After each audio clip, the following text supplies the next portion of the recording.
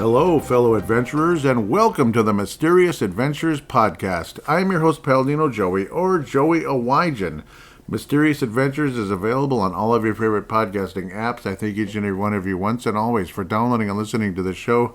It is a great pleasure to be back on board with you once again today. A just absolutely gorgeous time of year. It's the month of May. It's my favorite time of the year, so it's like... beautiful. Got the fire pit out, and it just there's just nothing like it. Love it when the rain stops, the sun starts shining, the plants the plants are blooming, and it's just nothing like it. So if you happen to live in the northern part of the United States, I mean, you probably know what I'm talking about this time of year. Maybe if you live in the southern part, it's it started a while ago. But either way. It's May and all of that, so that's kind of one of the reasons why maybe there's been a little delay with the recording of the show, because I have a second job. It is a lawn service, so it's been a little bit of a it's been a little bit difficult getting to the show and getting to things. But finally, we're going to have something here. Also, the fact I had to work on the other podcasts the past weekend, the past couple weekends, honestly. So the NFL draft and all of that. So I know at the end of the day, this show is pretty much as fun as it gets, and it's about as exciting to get behind the mic and talk about mysterious adventures. So on this particular episode, this is a show where it's coming from freedom of thought previously, because this topic I think is something that a lot of people are going to be interested in, but on freedom of thought, it just was not reaching the target audience. It just wasn't reaching the target audience whatsoever. So freedom of thought tends to be a more political show. I've talked about that in the past and all of that. Some of you may agree with the politics of that show. Some may not. It's up to you. But that's kind of the whole point. Whereas Mysterious Adventures has its own vibe. It has its target audience and such. And the topics that I brought to freedom of thought in the past, sometimes, like at least the last year plus or so, when I was semi-attempting to rebrand the show, just weren't reaching the target audience. So it took a brand new type of show called Mysterious Adventures to finally reach the target audience. And in this case, it would be alien abductions and conversations about that and what could really be going on with all of that. So really, that's what the topic for this episode is: alien abductions, what's really going on. And I come up with a big three of three different type of aliens that have been talked about, because on a repeated basis. I'll save that for the actual episode, but you'll understand more and more probably. Hopefully this will help you understand a little bit more of what's actually going on out there. So yeah, with that said, I'm going to hand it off to that particular part of the Freedom of Thought episode and wrap things up afterward. So some of the lists of sightings that, encounters, people have had over the years. There's a couple of weird ones, but then there's the big three. So a couple of weird ones: Flatwoods Monster. It's out there. Tall humanoid with a spade-shaped head. Okay, maybe that's, who knows? I mean, that's another thing. It could also be, again, another principality or something out there that's not good. Hopkinsville Goblin, small, greenish, silver humanoids. All right, that's really interesting. Little green men, that's something you kind of think of a stereotype like Martians or something, like, yes, we are from Mars, yes. That'd be from, of course, Looney Tunes, Marvin the Martian.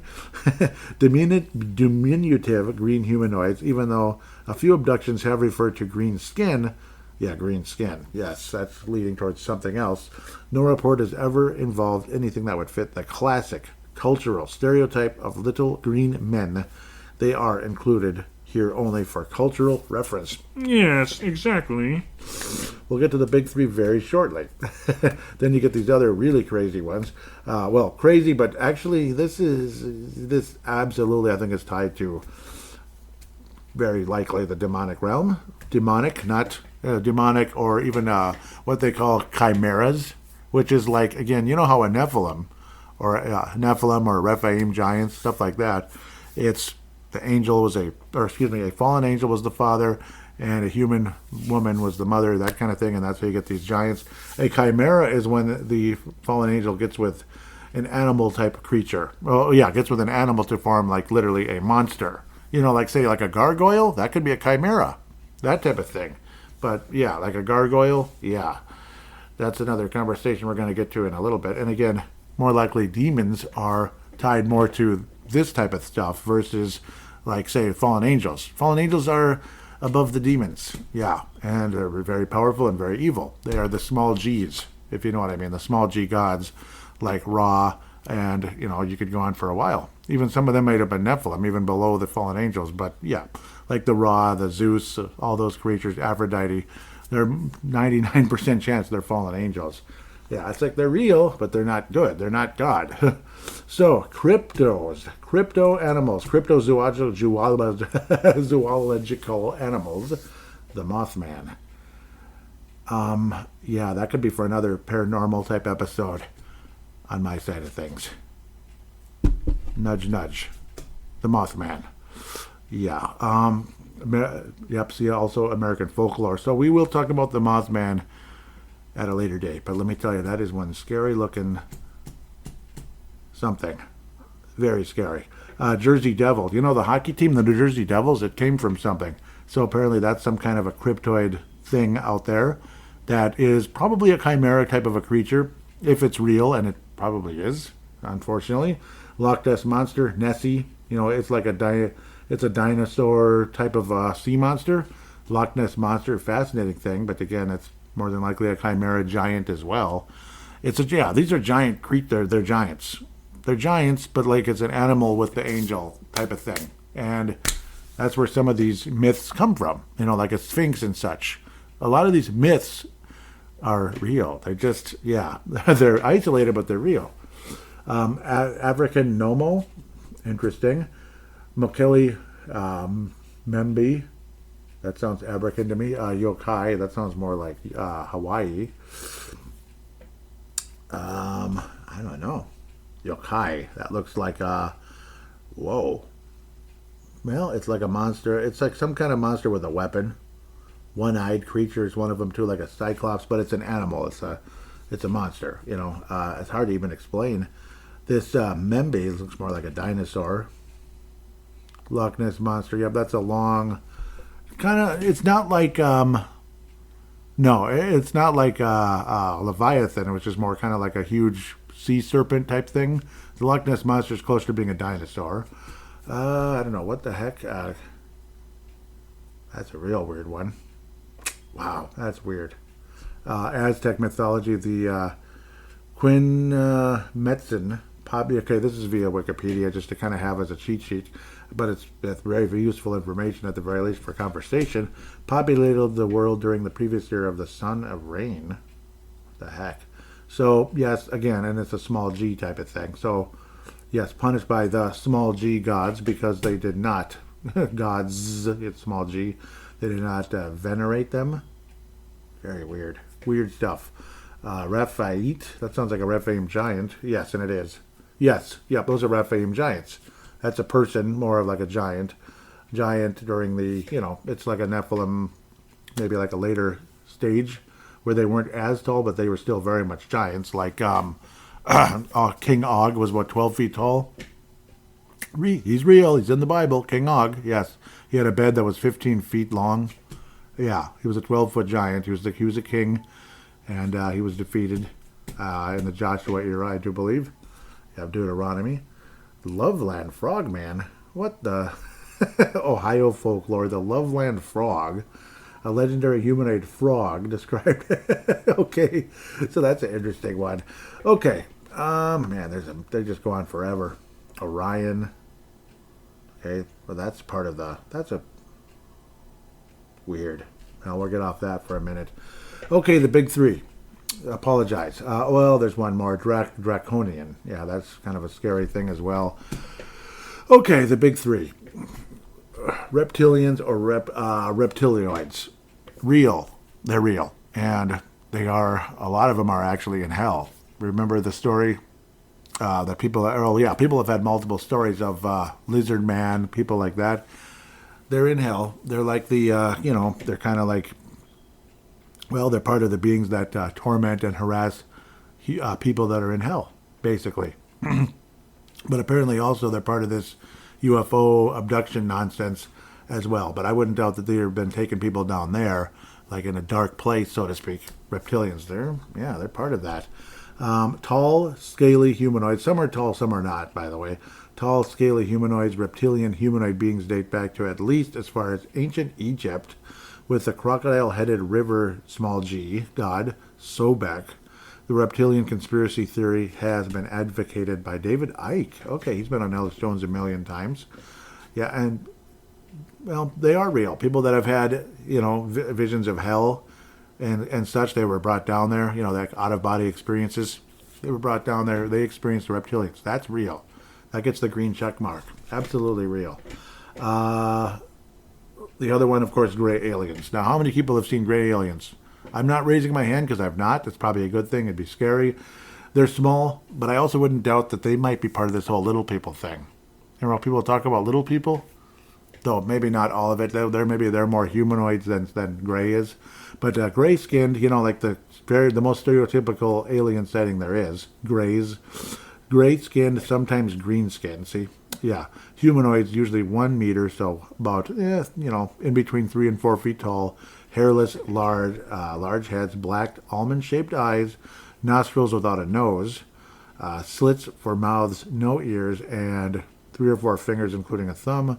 Greys have been the predominant extraterrestrial beings of alleged alien contact since the 60s. So even like E.T. technically would be kind of like a gray alien. That's basically what he is, like a shorter thing with that, funny shaped head, bigger eyes, and just a few, like 3 or 4 fingers, whatever, that type of deal, including the thumb. So that's kind of what E.T. was. And yes, they've been sighted. But I think they're also part of possibly ancient civilization pre-Adamic. And they're unfortunately, they're unfortunately more than likely working with Lucifer. More than likely, they could be, again, a huge part of things. Maybe they are just aliens, but I honestly believe that they are part of a race that was here pre-Adamic, and that they're kind of like the demons now. They're kind of like basically what demons are now. Because they're kind of in between heaven and hell, that kind of thing. And they are, it's... They were wiped out in the gap. So they call it a theory, the gap theory, from God created the heavens and the earth became formless and void.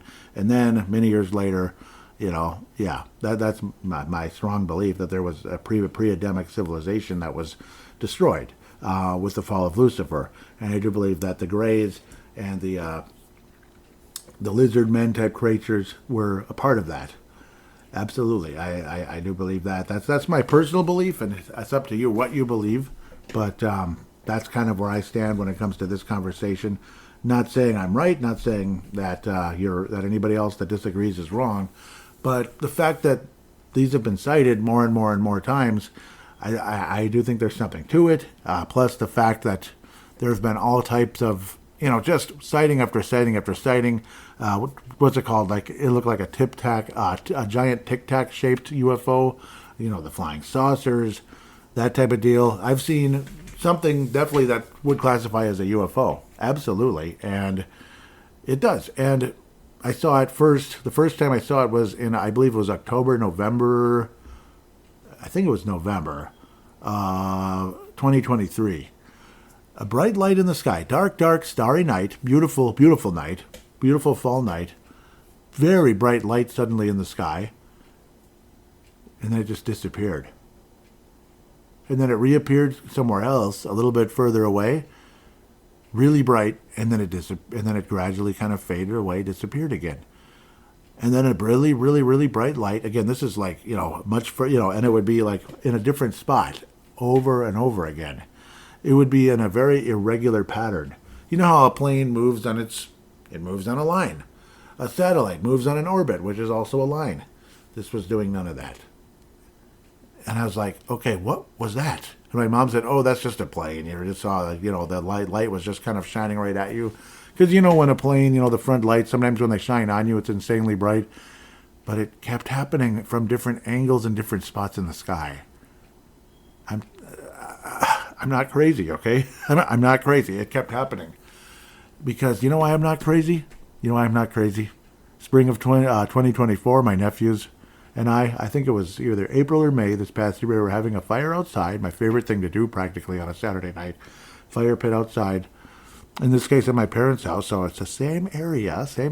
I haven't seen it just a few miles away where I also live in Golden Valley, Minnesota. Closer to Highway 100, I guess you could say, but I don't know. They're both close to 100. I'm just further north. So, what am I trying to say? Yeah, we were having the fire, and what happened? It happened again. Because I had told them about the previous UFO type thing, and they didn't really respond. It was a text. I'm like, what did I see in the sky? That was the darndest thing. No response. But then they were like, yeah, that's interesting, blah, blah, blah. You know, like later on when we talked later on, because we did play poker at times in the winter when you can't have a fire pit outside. It happened again. And I said, see, guys, I'm not crazy. I had the biggest smile on my face. Look at that. And they're like, wow, that is crazy. It's real. Yep. So they're my witness at the very least. I have two witnesses at the very least about UFO type stuff. Could that even be related to this weird drone thing? Droid. I keep calling them droids. They are drones. They're not droids. They're not the droids you're looking for. Okay, sorry. It's real. They saw it. I saw it. It was doing the same weird, irregular pattern.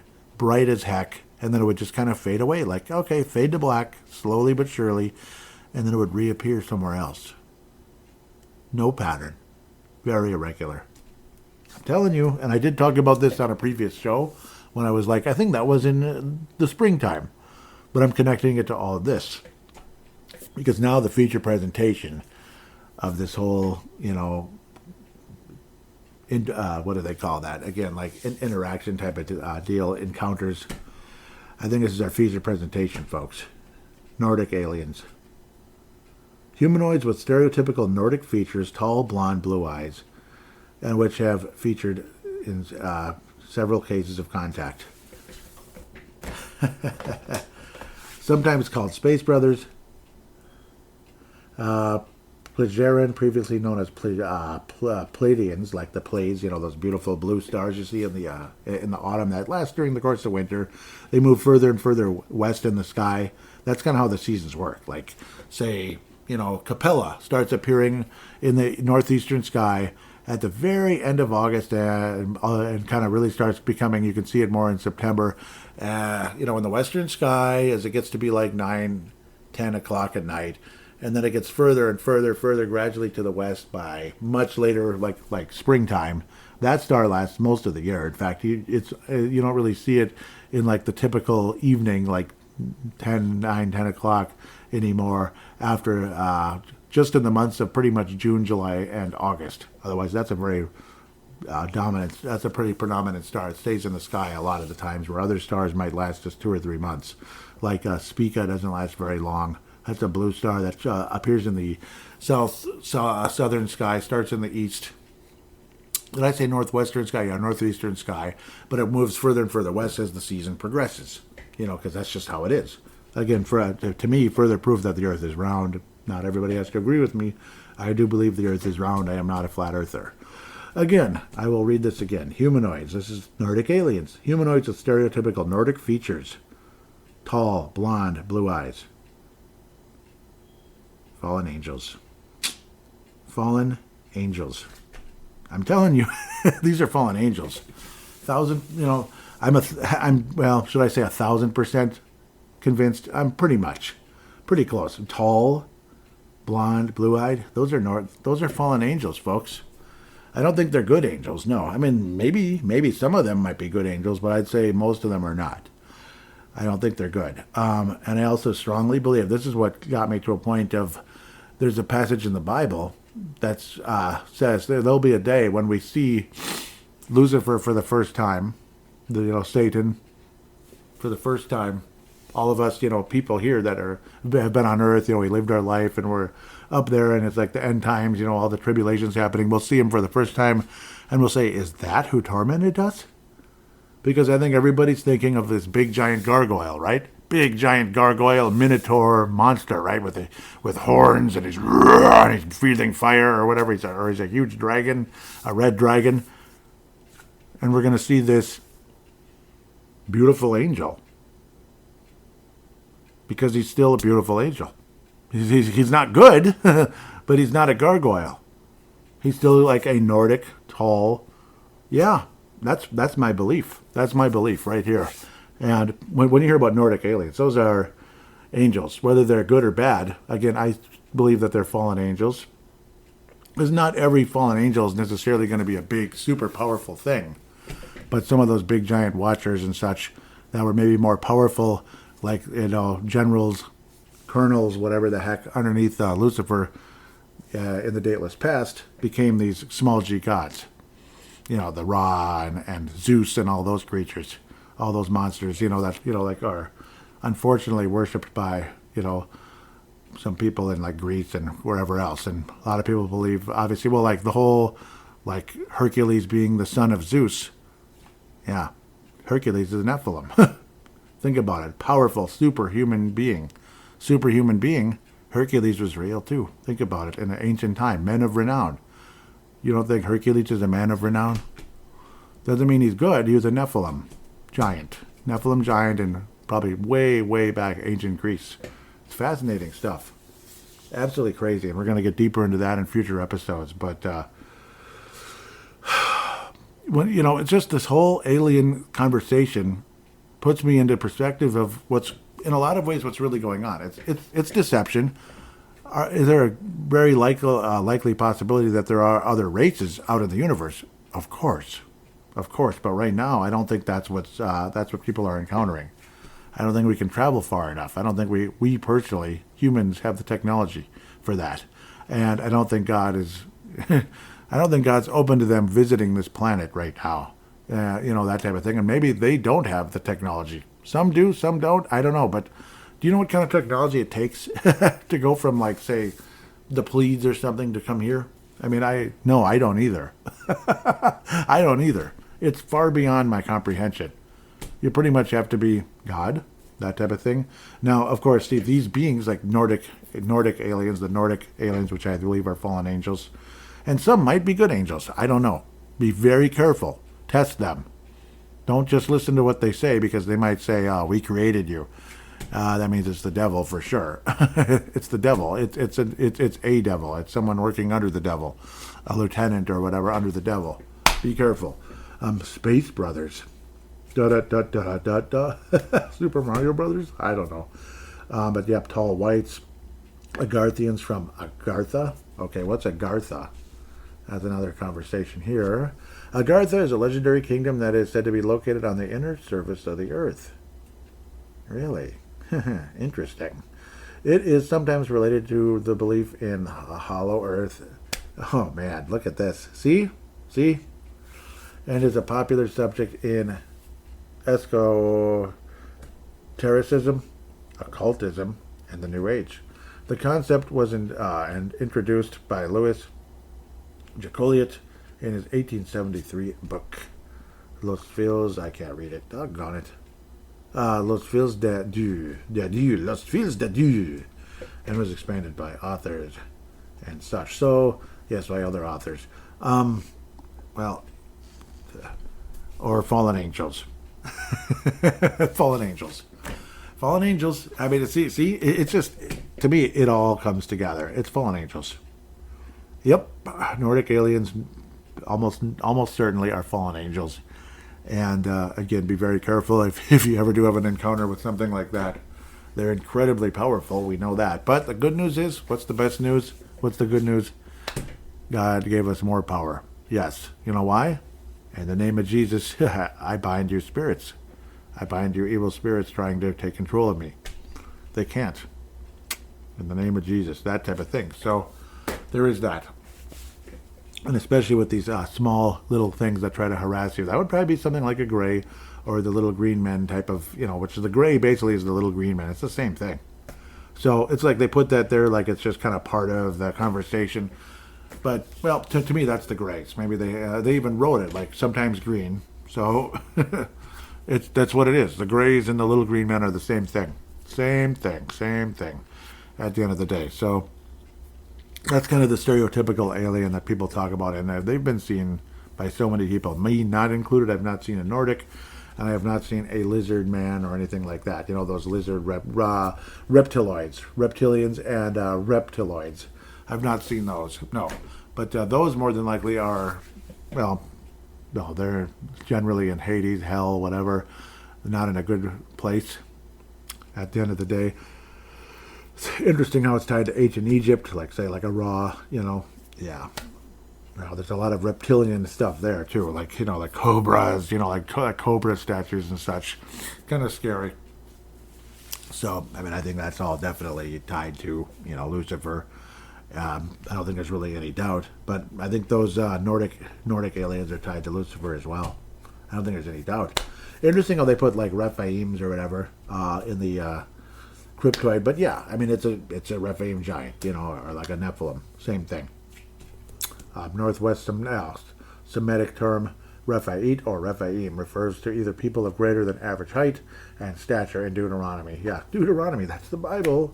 That isn't some little myth book. Nope, that's the Bible. It's fascinating. Yep, it is. All that stuff is real, folks. All of the stuff is real. It's not right up in your face like it may have been at some time to some of these other ancient civilizations.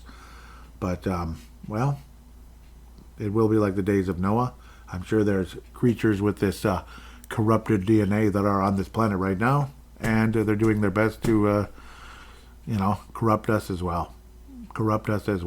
And again, that's the biggest reason for the flood in the first place, was all this crazy stuff going on long ago with the, like I talked about Genesis 6 and the fallen angels and the Watchers and all that. So the Mount Hermon event. And of course, it's a topic that's going to be on this show forever. One way or another, we're going to talk about it.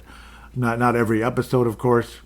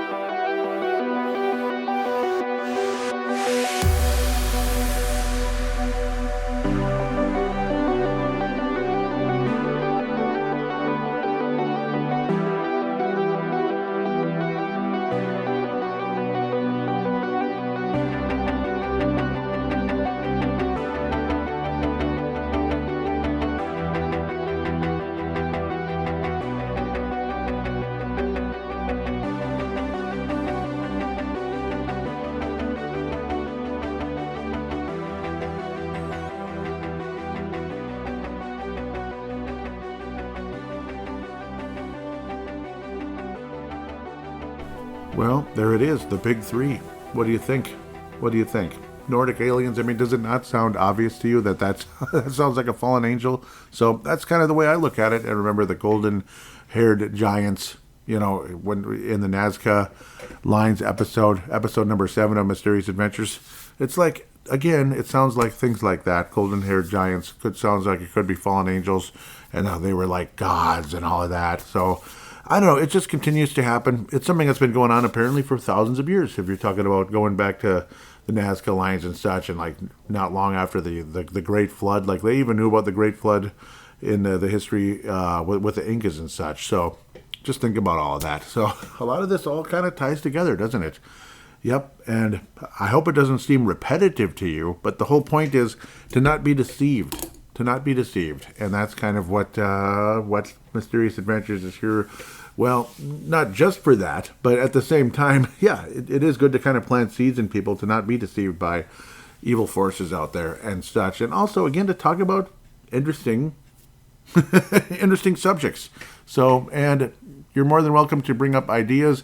I have a list of ideas written down and kind of written down electronically, you could say, and just to kind of, it's a list of things to potentially get to, but of course there's spur of moment things that do pop up, like that pyramid episode, which is still by far the number one episode of Mysterious Adventures thus far, as it was a fascinating discovery that was taking place, obviously, with the Great Pyramids in Egypt, that there's a lot more than meets the eye. And we're not talking about Transformers. We're not talking about giant robots on a cool 80s cartoon or anything like that. It's definitely more than meets the eye, to say the least. So, and I think it's similar with these different alien abductions and such. And eventually, we'll probably get into Bigfoot as well. Like I've said in the past, you're more than welcome to interact with this show. Probably going to be getting a YouTube channel. In fact, the YouTube channel has been created, but it's kind of sitting there. It's brand new. And when a YouTube channel is brand new, it's hard to kind of get the blood flowing right away. You know what I mean? So to kind of, how they want you to prove who you are, or prove that it's like, prove that you're real and all that kind of stuff. So it takes a little time, in fact. So there is a bit of that. But we could be expanding things a bit some more with Mysterious Adventures onto its own YouTube channel. I'm going to put the link, as long as I remember, into the show description. It should be at Mysterious Adventures 79, at Mysterious Adventures 79 on YouTube. So if you want to subscribe to it, if you can even see it, I hope you can, but you know how that goes. Again, like sometimes you create a new channel and it might not be viewable yet. So with that, I apologize if it's not viewable yet, but at least at the time of early May 2025, maybe you're listening to this at the future on a future date. So there's always that possibility. But I hope you enjoyed this episode, and we'll come up with some new topics. This obviously was a topic that needed to get out there, and obviously this episode absolutely needed to reach its target audience, and hopefully it will with this particular episode. Episode 8 of Mysterious Adventures. Again, apologize for the delay with the release of this episode. Just busy, had a lot going on. That might be why I might seem a little disoriented as I'm recording the intro and outro of this episode. Kind of tired, kind of beat up, kind of, it is what it is. It's nice to get outdoors and work, but, so, you get tired. You're out in the elements. You've been working your butt off and all of that. And no, I've not been drinking or anything like that, so it's nothing like that. I'm not going to be like getting all sloshy and do a podcast. No, I don't really believe in getting sloshy to begin with. But it is what it is. With all that said, again, hope you enjoyed this episode. Hope it planted some seeds and helped you understand things a little bit better. That's kind of, again, the goal of this particular episode. And if you'd like to interact with the show, again, all the different ways to get involved with the show, or just have a conversation or interact with me one way or another, are in the show description. You have the Instagram, you have the Twitter account, the Facebook page. All the links should be there. And if you need help, let me know one way or another. PaladinoLive@yahoo.com, PaladinoLive@yahoo.com. And if that doesn't work, oh boy, then I deeply apologize. But it should. It should.